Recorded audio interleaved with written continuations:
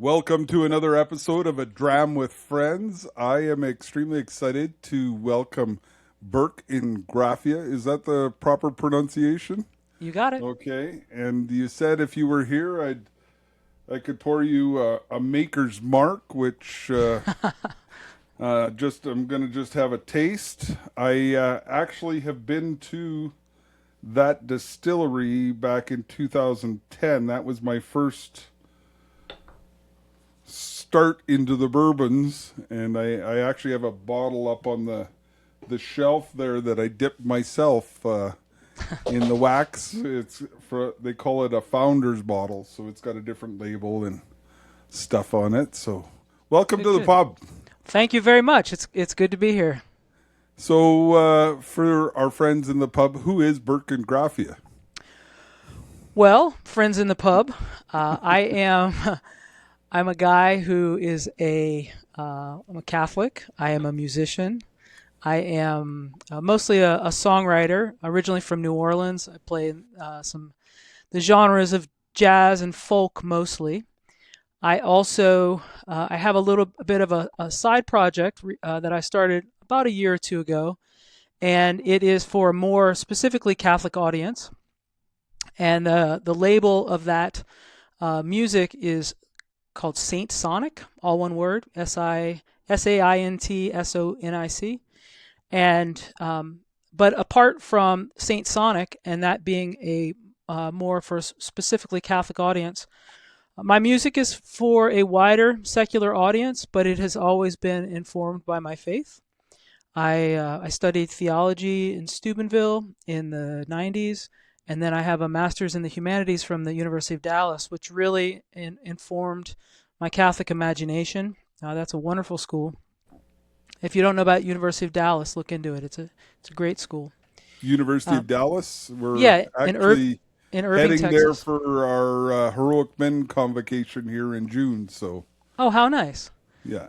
How nice. And Steubenville, Franciscan University of Steubenville, also shout out to them. That's a really played a really foundational part in my life, in my faith formation. I went there in my mid 20s and hadn't ever left the church, but I got a little bit more on fire at that point in my life. So that was a really good place for me in terms of living the faith, or at least trying to. Um, Sometimes that's a little bit of a roller coaster in our lives, but Yep, and that's why we exist to support men and helping to live that out. So, yeah. So I live in Central Virginia, near Richmond, Virginia. okay. I am married. I have a 5-month-old boy. We just had our first child, and if you have never tried starting having children in your 50s, go for it. It's a real adventure. I haven't slept really in about 5 months, so I hope I make sense on this at the pub here. And if I did actually have a maker's mark in my hand, it might not be a very long conversation. Well, my wife decided that we needed a puppy in last July, so I've been getting up quite a bit uh, early in the morning when she decides that she needs to get up and she wants to play, and nobody else wants to play. So, Yeah. but Oh, on top of that, we have two boxers, which are oh wow, not low energy dogs, and so they keeping track of them and taking care of them. Uh, Aside from the child is adds a little bit to the complexity, and having my house falling apart all the same time with my second floor laundry room flooding. oh, It's been a fantastic few months. But it you know what? sounds like Every time I see that child, it's like just for that moment I just forget. And it's really not anything I could have explained to you a year ago that I understood. I could have guessed about it, but it's something just truly special, and that's I'm so awesome. grateful for that.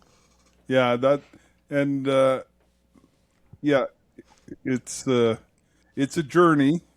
I'm a father of eight. We started very young, and and that was Good for over you. 20 years that we had 8 children. So yeah, In a or period of how many years? 20. So our oldest was 20 when our youngest was born. Yes. Yeah. Uh, yeah, I can it's only imagine. and right now the youngest is turning 21 next month. So we're it's a journey. We have 17 grandchildren, and unfortunately, most of them don't live near us. They're in Atlanta and Idaho Falls and British Columbia, and so that's where our travel dollars go to go see the grandkids. Well, And British Columbia is beautiful. I had a band about 25 years ago or something when I was out doing music full time, and we traveled to British Columbia for about a week, and we played 3 or 4 gigs. okay, We played in Vancouver. When we played up in this place called Kispiox Valley, which is halfway to Alaska, in just the most remote, beautiful place you might have ever seen. And then there was another gig, street fair. Can't did you remember the make it name to of the. Alberta?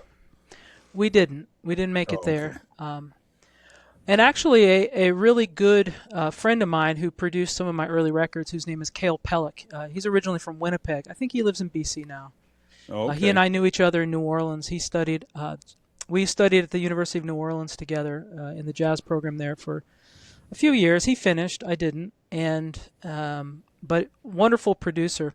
One thing I really appreciate about the Canadian musicians who I've met through the years is that they are extremely detail oriented, especially in the studio, and that's appreciated. I grew up in New Orleans and Louisiana, and there's a lot of soul, there's a lot of feel, there's a lot of great sounds, but importing a Canadian into Louisiana to handle the details was a great choice. Yeah. I'm glad we worked together because he was a phenomenal arranger and composer. Well, and it was your music that first attracted me. So at the time, I was uh, looking for the Chaplet of Divine Mercy in song, and I found Oh, your Divine Mercy bluesy. I yes. loved it. I Oh, absolutely thank you. loved it, and I'm a little frustrated right now because I can't seem to find it again. Uh, Oh, well, that one was on a record called Independence, Louisiana, yep, I which got the Cale whole. Pellick actually produced. And that record as a whole is not online right now, but I will have to send you a copy of that song. Yeah, because I bought it on iTunes and I've long since not used iTunes. And I still can listen to it on my motorcycle ride during the summer on the little iPad or whatever. I even forget what the iPod. That's what they were. That's And right. yeah, it was. And I contacted you a number of years ago. I can't even remember because that was a great album. I loved Independence, the song, because it talked about what heroic men is trying to do, and just that legacy of love and Yeah. perseverance, and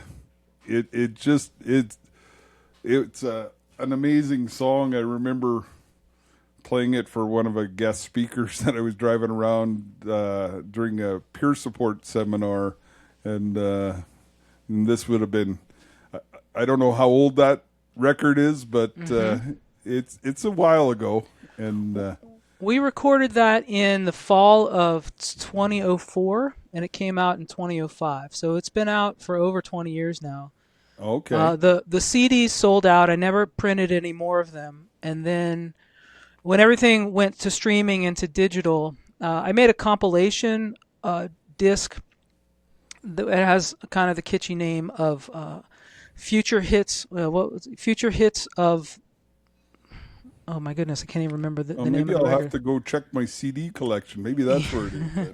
Well, Uh, uh, uh, oh, it's called Future Hits of the Early Years. Sorry, I'd forgotten about that. It's got a pink yeah, cover, and it's not there are no liner notes or anything. It's just in a little sleeve.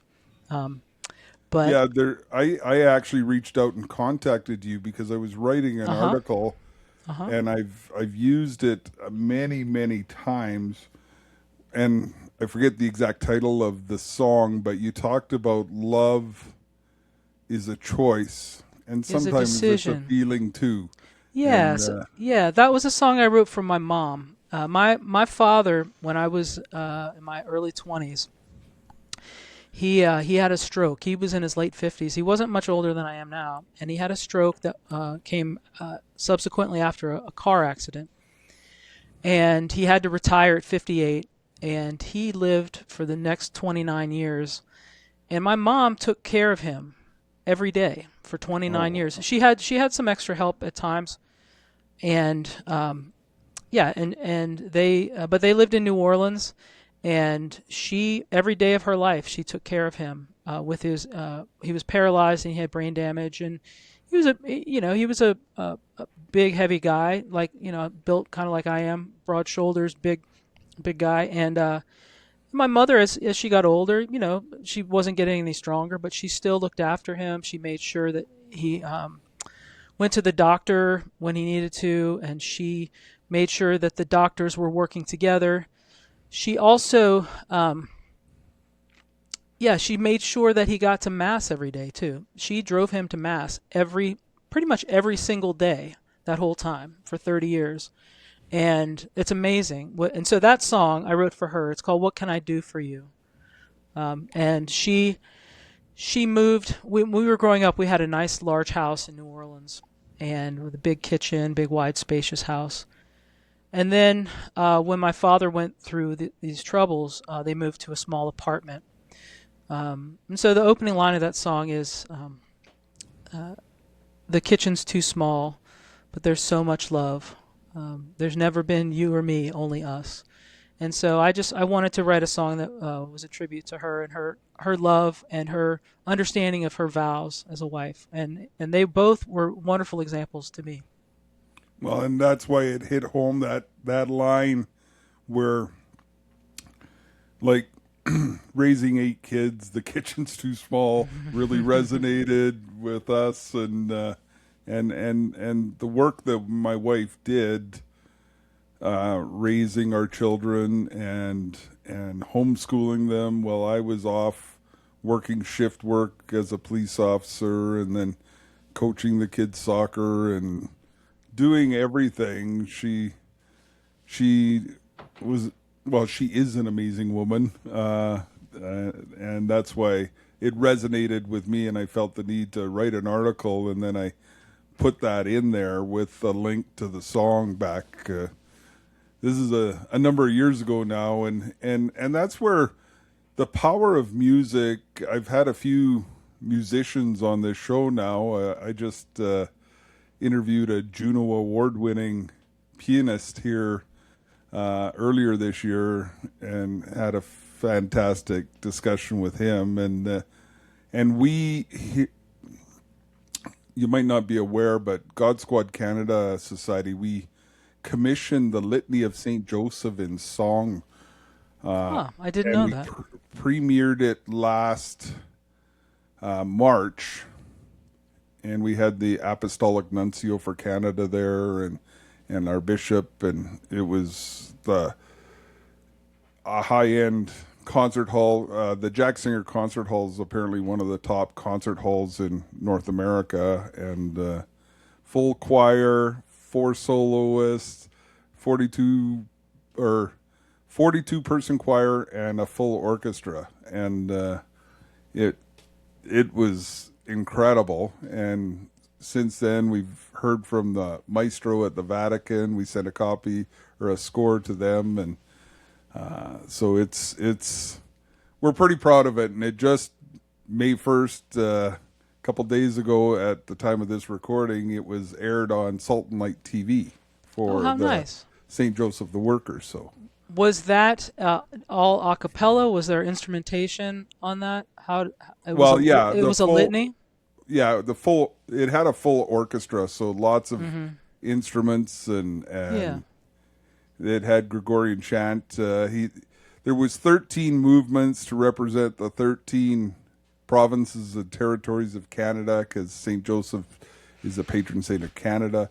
Yeah, the composer tried to put in the history of music in Canada. Apparently, one of the very first pieces of music written in Canada was for the Mass of the Holy Family, and so Oh, nice.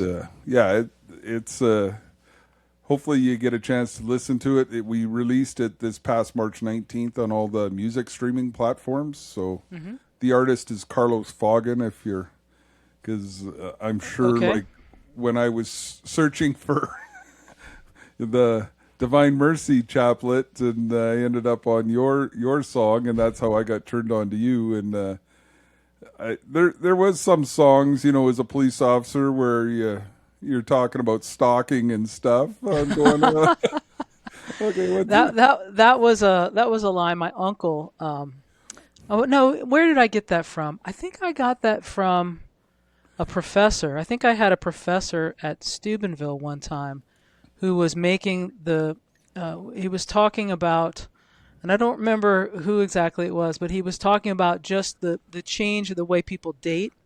And when he was in school, there was a much more, the people would call it unrequited love, when somebody didn't return the love. yeah, And the reaction, and this was in the 90s, so this was before any of sort of the modern conversation about this. But even in the professor at the time was just making the comment about how when he was dating they would call it unrequited love, but now the girls would call it stalking. yeah, So anyway, I just played on that line, and I had a kind of a gypsy jazz violin on that yeah. track, and there was a little bit of a little bit of a comic relief in that song. Yeah, It's not really something that I it was well done. Yeah. yeah. Well, Some all the songs were, and that's what I loved, because my wife loves jazz music, and yeah. yeah, you had like the Divine Mercy was more of a bluesy Yeah. feel to me, and then Independence is just this beautiful song, and then you have like the catchy jazz tunes, and yeah, Well, thank you. it was quite a treat, because you didn't get just the same sound over and over again. Yeah, well, I appreciate that. I being from New Orleans and Louisiana in general, there are a lot of sounds that have come out of that city. Jazz being one of them. Modern jazz, I mean traditional jazz and some modern jazz, but not too far outside of the city. You have some rural areas, and some of those songs like Independence, they had mandolin and banjo, and then the string section on those. And there's such a rich community of musicians to choose from too. On the Divine Mercy song, there was a guy named Grayson Capps, who's a fantastic songwriter in his own right, big, deep, kind of growly voice, and he was playing slide and singing backups on that. And then on What Can I Do for You, there was a really great singer, another New Orleans songwriter named Teresa Anderson, who sang backup on that. And then, yeah, so there was a whole crew of stringed instruments and horns and pianos. And what's interesting is that came out in the middle or the spring of 2005, and about 6 months later, or maybe 4 or 5 months later, Hurricane Katrina hit, and a lot of those people left and never came back. There's a guitarist there on the record named Ted Ludwig, who moved to Arkansas, and Ted's now world famous as an instructor and a jazz guitarist. There are a whole bunch of musicians that moved away to Atlanta or some other places too, where they had family or opportunities there as a musician, and just never moved back. So it was a real snapshot of a chunk of the music scene in 2004, 2005 that isn't there anymore. So I feel fortunate to have known those people and to have recorded with them. That's awesome. Yeah, I might be picking your brain after, because music's a great tool for bringing people together, and we just had on this past Friday night, we had our third installment of Savor the Stage, we call it, where we have six musical theater professionals singing songs for us in between courses, and it's a fun evening where you get to visit because we're taking breaks while you eat, and then we get a few performances in, and I remember the first year, like, I didn't think it was an evangelization piece. It was just meant to be like an opportunity for date night with we encourage men to love their wives all their lives, and here's an opportunity to practice. And the staff at the restaurant said, "Wow, that was incredible." And the bartender goes, "Yeah, normally I'm chasing people to pay their tabs, and they were chasing me." And one of the a lot of the performers, they're there whenever we need them, they say, but one of them said, "Thank you for allowing us to be part of the family." Like, it was because it was all Catholics, and just embracing and loving on the performers, and understanding the beauty of their talent, and that it was quite an opportunity. So we'll look for other opportunities like that to reach people. And I think I need a Heroic Man song now with a bluesy riff. I'll see what I can do. Okay. You know, I don't know if your audience knows. I'm sure some of them do, but knows the concept of a house concert. But house concerts where people open up their house, maybe move the furniture in their living room for a songwriter to come to your house to play, and be able to sell merchandise and receive tips is such a great way, both for a musician and for the audience, to enjoy the music, to enjoy performing the music. And it can be a little touch and go, because you don't want to publicly, not touch and go, maybe that's the wrong way to put it, but you don't want to publicly announce an event at your house and have the general public just show up at your house. So, but if you have the channels, like if you have a men's study group, or you have like a women's study group, or you have a email list of people you trust, and you know that there's a songwriter coming to town or nearby, and you can contact them to come play at your house, I would highly recommend that if you can do it. It is really it is one of the most rewarding, as a musician, one of the most rewarding environments, because there's no chatter, there's no clinking of glasses, there's no TV on.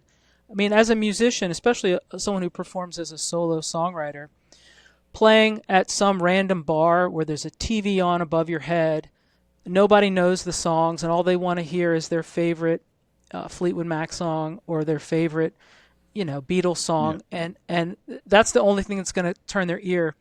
Those venues for actual listening rooms are maybe they're more where you are, but I would say in the United States they are dwindling and dwindling, and okay, so that's an awesome idea, and we'll look at those possibilities. One of the performers played a song that he wrote, and it was probably the favorite song of the night, even though that we heard Billy Joel and ABBA and Right. all those other ones. And it's everybody loved that song, and it was talking about praying and needing to pray, and Yeah. and going in circles. So one of the things that we try to do is reach men, especially our younger men. What wisdom would you like to share with those young men, especially? In terms of music, Life, or just in terms of life? yeah. What?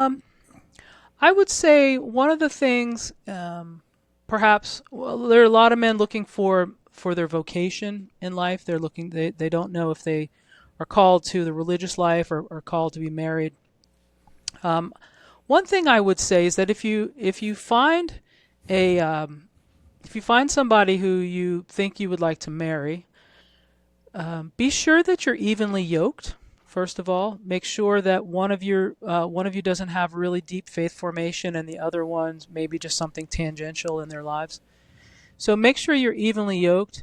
And the church, with the wisdom of the church, they uh, most dioceses will ask you to wait 6 months for to actually have the wedding ceremony. I would say to take that very seriously. And if it turns out that you just have any doubts about the person, um, you should you should know that calling it off with and not rushing into something you're not ready for is is okay. It's better for both of you if you don't make a bad decision in that. So I would say that that's maybe one thing I would tell young men, just to take the vocation of marriage, of being a husband. Take that extremely seriously, and don't be afraid um, to reassess during that 6 months. That's what I would Yeah, say. I know, like my wife and I here, they require the couples to do either a series of meetings, but most of them require, they call it engaged encounter, Yep, where they go and it's a weekend retreat, and sure enough, my wife and I identified the stuff that we probably still have fights about, but knowing that that is a pain point, and that it's something that you've identified, and as your song says, I choose to love because I'm that's not right. feeling it right now. It's it's it's it's so helpful because I know couples, like, they didn't even talk about having kids or finances or anything before Hmm. they got married, and then they're going, well, I wanted 6 kids. Well, I didn't want any. Uh, That's right. that's a And problem. and one of the reasons I bring this up is I'll just let you know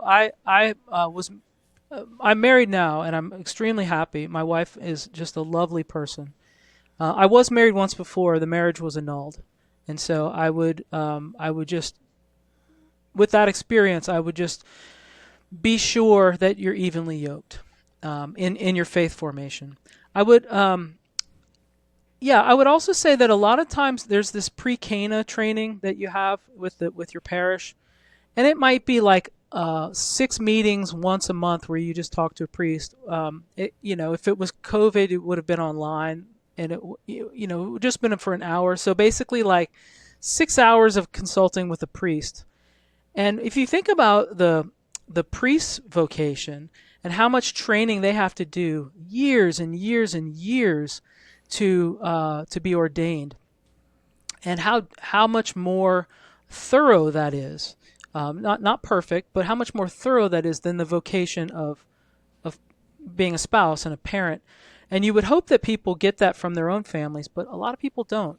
And there are a lot of broken families even within Yeah. the Catholic Church. And so it's upon the engaged couple, and it's upon the parish priest, and it's upon the family of the married couple, of the engaged couple, to really help fortify and make that decision more clear for people. And maybe an aunt or an uncle who have had marital difficulties or have a great marriage should step in a little bit if their niece or nephew doesn't have a good parent role model. Step in and explain to them, it's hard. You're in love right now, and it's everything. They they can do anything right now, and you think it's cute. Well, a year from now, it's not going to be so cute, and 10 years from now, it's going to be like something horrible that you fight over. So, just for those young men, just to know that a good, solid woman with a strong faith and a strong sense of family is really something to be cherished. Well, and I was out in Ottawa recently. I forget what. March is when I was there. I'm trying to think what month we are in. That was 2 months ago now, and talking to a friend out there, him and his wife help with journey with engaged couples, and he was telling us stories about because we were smoking cigars. He takes the boys out back, and his wife sits with the women inside, and he uses the theology of the cigar with the young men. If your cigar goes out, then you're talking too much, and if you're he talks about the importance of listening and talking, and it's an area that I think some people are being called to walk with these couples and not be afraid to do so. Like you talked about an aunt and an uncle, like so many of us are afraid to step into that void or that messiness because where the young people are hungry for this wisdom, and they want to succeed in their marriages and in their life. So it's an area that maybe as a couple pray about being involved in this ministry of walking with these people to strengthen marriage, where we're working on the men, heroic men, trying to equip the men to be that solid husband and father, which in turn we hope will strengthen the family. And then if you strengthen the family, that'll strengthen the church. So Yes.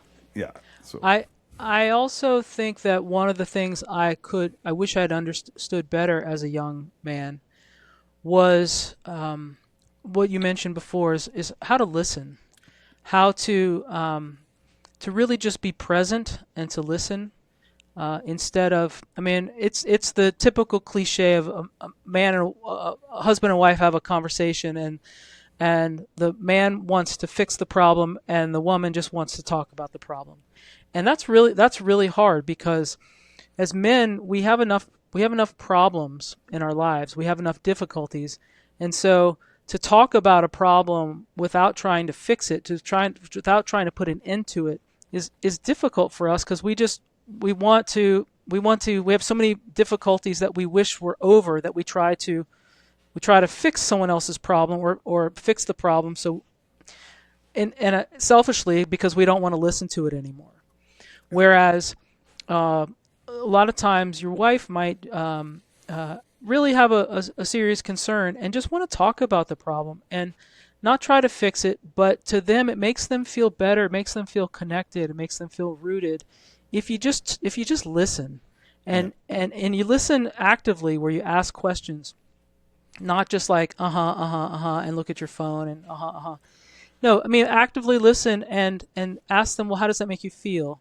Because men are oftentimes really bad at that.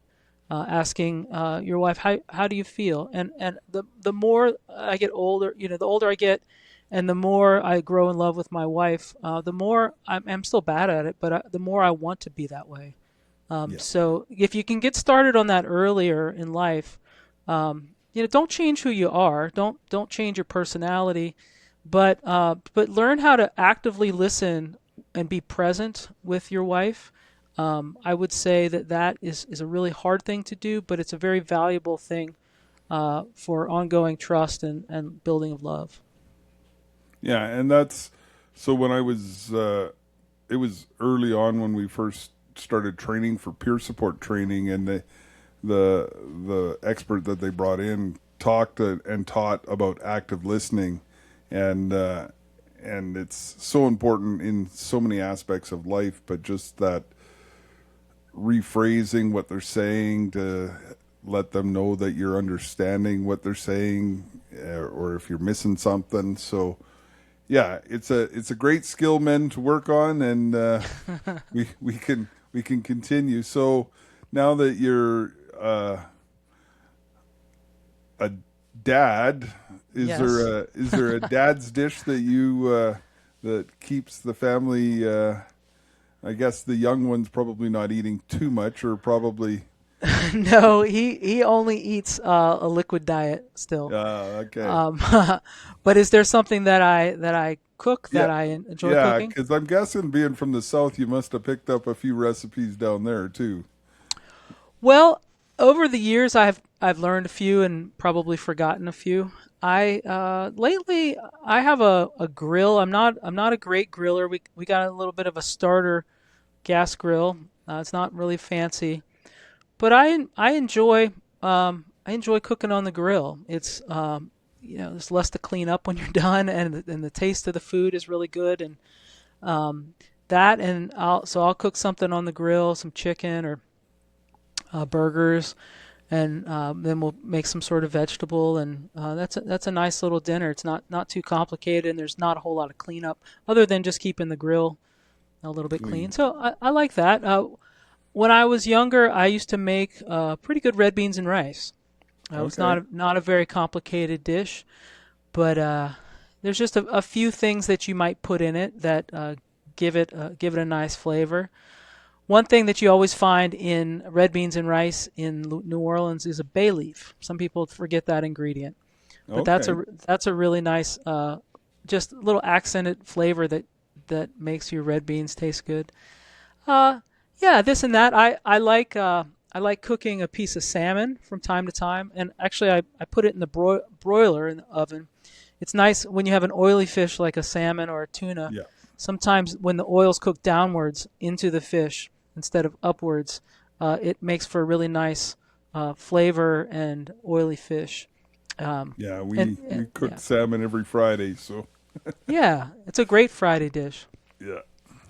Uh, that's another thing about Friday and fish. A lot of people thought post Vatican II, or when the rules were changed a little bit, at least on the surface, about not eating meat on Fridays. One of the things I learned as an older person is that it's not exactly correct. I mean, the church said it's okay to eat meat if you make some other sacrifice. Yeah.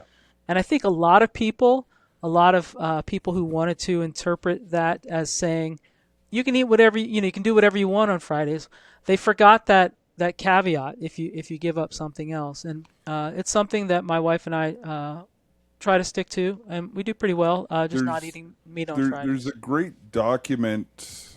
It's put out by the Canadian Council of Catholic Bishops, and it's called "On Keeping Friday," and it talks exactly about that. Uh That huh. they didn't just get rid of it, Yep. that they gave opportunities to do something else in place of it, Mm-hmm. whether that's doing an act of mercy, or visiting a graveyard and praying for the dead, or Right. like, you've got to do something to keep Fridays. Fridays are still something that we have to not lose sight of. So That time too, that the 60s and the 70s. I mean, I was born in 70, so my formation, my catechesis was in the 70s and 80s, and I'm guessing yours was maybe a few years before that. yeah, Um, but there was so much confusion. I mean, you had parents all of a sudden who were tasked with this, going to mass in English with their kids, or the vernacular language with their kids. You had priests leaving because they didn't they didn't understand what was going on. You had people trying to interpret Vatican II in whatever way that benefited them. There were a lot, and it wasn't until maybe the 80s with the new evangelization, the late 80s with World Youth Day and the new evangelization, where Pope John Paul uh, tried to set the record straight a little bit. But those of us that were catechized in the 60s and 70s and the early 80s, yeah, we had a really we didn't have the greatest formation, and it's interesting. I'm reading a book right now about um, Ratzinger, about Pope Benedict's philosophy when he was Joseph Ratzinger, before he was Pope. And there's an interesting point that Catholics after World War II, in the 40s and 50s and 60s and probably 70s too, there wasn't such an emphasis in orthodoxy. So in knowing the right truth, as much as the emphasis was on something called orthopraxis, so doing what's Christian rather than believing that something is true. Yeah. And so the emphasis was on more like go out into the world and do Christian things, help people, and this and that. And for some of us in that formation, that was good. It taught us to go out into the world and to not necessarily evangelize, but to just to do good acts for people. But that whole question of is it true? Is what you believe true? Is what is orthodoxy? Was something that kids in the 60s and 70s didn't really get in a strong way. I don't. At least that was my experience in Yeah. So Louisiana. and for me, it was the parents were probably confused, and they thought the school was doing it, and That's yeah, there right. was a lot of confusion, and there was no real teaching, and that's where Bishop Scott at our evangelization conference here, that he was the keynote, and he talks about we need to evangelize before we catechize, because and Yep. Jeff Cavins has talked about this too, about being a fan or a follower of Jesus. Like, Yeah. yeah, you can know all the stats or know, oh, catechism says this, Yeah. but if you never get in the game, Hmm. it's just that stats, right? Yeah, that's right. I mean, even like all the demons of hell are perfect theologians. They understand, they know what the truth is. They just don't accept, they just don't, they're not followers. They understand the truth, but they have rejected the truth. Yeah, So, it doesn't, knowing it intellectually or knowing, like you said, just being a fan, knowing the stats, so to speak, is not quite enough. But I mean, but those of us that are hitting our late middle of life, or middle of life, later life, as long as you're above ground and breathe, there's still that worker at the 11th hour. There's still time oh to yeah. grow in that faith and to be going in the right direction at that final moment. So, and that's a beautiful thing about it too. We all slide, but like I said, if as long as you're above the ground, and you can do something about it. We just had we wrote an article, but we had an article about an atheist coming to one of our God Squad conferences and then entering the church, and he is, unfortunately, or fortunately for him, because I think he'd say fortunately for him, he passed away 6 months after being received into the church, and Hmm. but he was in his 70s, and yeah, it's never too late. He thought he was one of those late workers showing up and reaping all the rewards. So it's important that we continue to do this. Well, I could talk to you for a long time.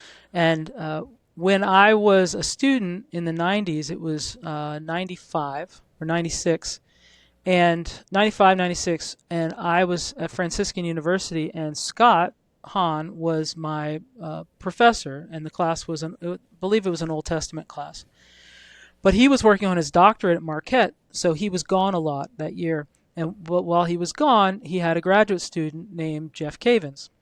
And so Jeff would teach the class before, like when Dr. Hahn was gone, and Jeff does the Bible timeline. Well, with Ascension Press, when I was taking that class, the two of them had just come up with that concept, like that year, like a few months before we got it in class from Jeff. And so I got this Bible timeline. All the color coding and the maps weren't perfectly there yet, but it was pretty great to have both of them teaching me that class.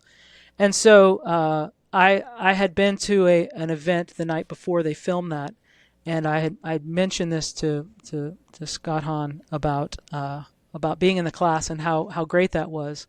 And so and actually I ran into to Jeff at the hotel where I was staying in Steubenville the next morning, and said hello. And he didn't remember me, but I'm not surprised. He meets a lot of people, and he's pretty Yeah. well known. And anyway, I'm just a guy who works on software. So I'm good friends with Jeff. We've known each other for a long time, Uh huh. back to EWTN days when he was Life on the Rock, Oh and if sure. he says he beat me in an arm wrestle, just don't believe him. And because he did it on the trip to Poland last year, uh, and I'm thinking he'd love to sit down with you because he's got quite the guitar collection. Oh, I Uh, didn't know that. that he's got some really really nice guitars, and yeah, Well, he EWTN used to have a program called Backstage where they would have a musician come on and yeah just play some songs. I did that one summer. It was late in the summer. It was probably like, oh, um, I don't know, late '90s at some point maybe. yeah And I played that show. It was great. I have a few pictures of. I think I have a DVD of it somewhere too. And I did a little segment on Life on the Rock. I had a song about St. Francis that I think that's the song that I did for Life on the Rock. But I think that was after Jeff left. I think he was on it first, maybe in yeah the he in the he yeah started the program, and that's yeah when we were down in '98 doing the TV show there. yeah. We were on his show for a little bit, and then we were with Steve Wood doing the carpenter's shop at the time. So Okay, all right. And then yeah, but when I did the show, Jeff wasn't the host anymore. So oh, I okay. can't remember. Maybe it was early 2000s, but it was around that time, late '90s, Yeah, early that would have 2000s been or something. just after he left. I think he was gone Yeah, by then. So yeah. I mean, that was so long ago too. That was 20, 25 years or more. I know it's It's amazing how time flies by. yeah. So thank you for coming and spending time in the pub with us today, and I Oh really well, thank appreciate you. it. And like I said, we could talk forever. I don't know if you know, but the Gaelic term for whiskey is Ishkabaha, which means I water did of not know that. life. I did not know that. And my prayer is that you continue to lead many souls to the true water of life. Oh well, slancha. That's some words. That's a word I know. There you So, go. God bless you. Thank you for joining us in the pub for this episode of A Dram with Friends. Go to heroicmen.ca to see what we do in this mission, and you can donate there to support stuff like A Dram with Friends. Please like and subscribe on all your YouTube and podcast platforms to help us grow our audience. Thank you, God bless, and have a great day.